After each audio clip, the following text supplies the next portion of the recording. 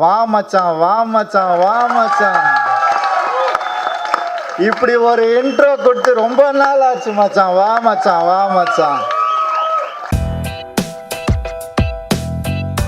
எல்லாரும் சொன்ன மாதிரி உண்மையாகவே சந்தோஷமாக இருக்குது. எங்களை கூப்பிட்டதுக்கு ரொம்ப நன்றி. ஹீரோவை இன்ட்ரடியூஸ் பண்ண வச்சதுக்கு ரொம்ப ரொம்ப நன்றி. Very happy. அண்டு கண்ணு கெட்டின தூரம் வரைக்கும் டைரக்டர்ஸாக இருக்கிறாங்களா, அதனால கொஞ்சம் தயக்கமாக இருக்கு. யூ என்ன. ஸோ நான் கொஞ்சம் அப்படியே பயந்துட்டு இருந்தேன். நல்ல வேளை ஜீவா வந்து காப்பாற்றிட்டார். என்ன அதுக்கு தான் இந்த பக்கம் பவ்யாலாம் கிடையாது, பயந்து தான் இப்படி வந்து உட்காந்தேன். ஏன்னா ஃபஸ்ட்டு டே ஸ்கூலுக்கு போகும்போது எப்படி ஒரு பயம் இருக்குமோ அந்த மாதிரி இருந்தது எல்லா டைரக்டர்ஸ் கூட உட்காரும் போது. ஏன்னா எல்லாருமே சக்ஸஸ்ஃபுல் டைரக்டர்ஸ் அண்டு பல ஸ்கூல் பிரின்ஸிபல் ஒரே ஸ்கூலில் வந்து இருந்த மாதிரி இருந்தது. அது எல்லாமே விக்ரமன் சாருக்காகவும் KS ரவிக்குமார் சாருக்கும் காமிச்ச அந்த அன்பு தான்.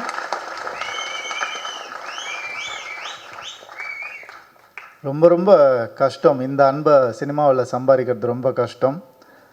இதுக்கு யார் கிரேட்டுன்னு என்னால் இன்னும் முடிவு பண்ண முடியல.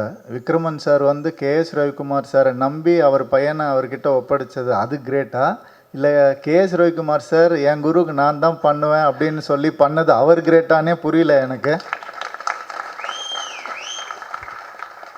ஸோ ரெண்டு பேருமே இந்தியன் சினிமாவில் லெஜெண்ட்ஸ். அவங்க நம்ம தமிழ் சினிமா அப்படிலாம் சொல்லவே கூடாது. இந்தியன் சினிமாவில் வந்து ரெண்டு பேர் லெஜெண்ட்ஸ் அவங்க.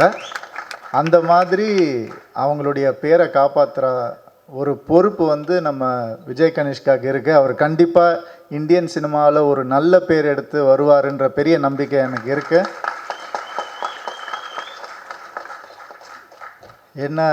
ஏன்னா வந்து ஒரு பயங்கரமான ஒரு ஹீரோ.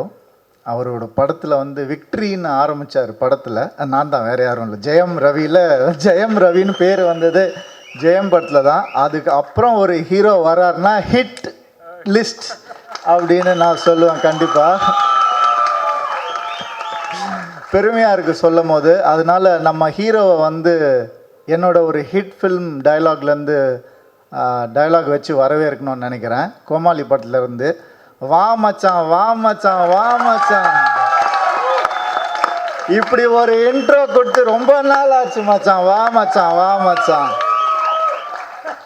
நான் முதல்ல இண்டஸ்ட்ரிக்கு வந்தப்போ KS Ravikumar sir, Kamal sir, எல்லா லெஜெண்ட்ஸும் என்னை வந்து அன்பாக வரவேற்றாங்க.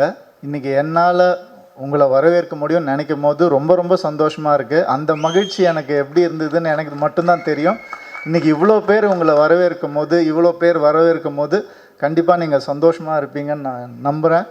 அண்டு இந்த சந்தோஷம் உங்களுக்கு லைஃப் லாங் இண்டஸ்ட்ரியில் ஹிட்டோடு சேர்ந்து இருக்கணும்னு நான் நினைக்கிறேன். All the best.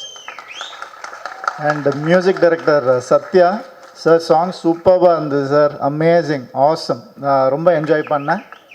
And 2 hero subjects கேட்டிருக்கேன். 2 ஹீரோ படத்தில் வந்து நடித்து கேட்டிருக்கேன். 2 டைரக்டர் வந்து ஒரு படத்தில் பண்ணி இப்போ தான் நான் முதல் தடவை கேட்குறேன்.